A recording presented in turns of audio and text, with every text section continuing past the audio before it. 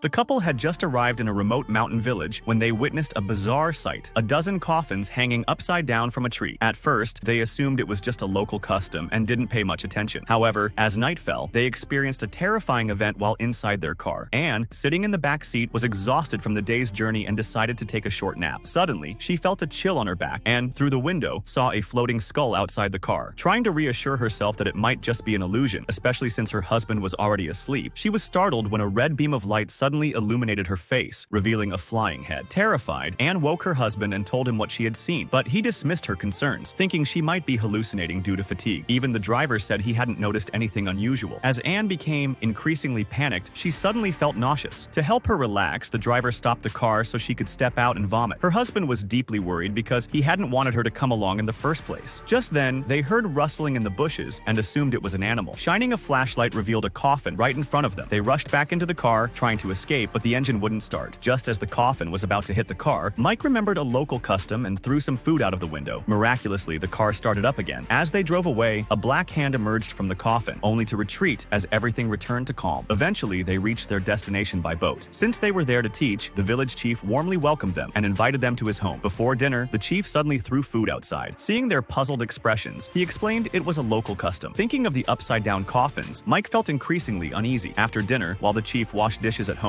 a fruit rolled to Anne's feet. As she bent down to pick it up, she didn't notice an old woman staring at her through the window, the same woman who resembled the flying head they had seen earlier. Mike heard footsteps outside and, curious, cautiously approached the window. He was horrified by what he saw. Gathering his courage, Mike grabbed a lantern and stepped outside to investigate. At that moment, someone knocked on their door. Opening it, they found an old woman standing silently in the doorway, creating an eerie atmosphere. Unable to speak from fear, they watched as the old woman slowly approached Anne, gently touching her abdomen and chanting a mysterious incantation before quietly leaving. The next day, during a routine health check in the village, the doctors were shocked to discover that Anne was pregnant.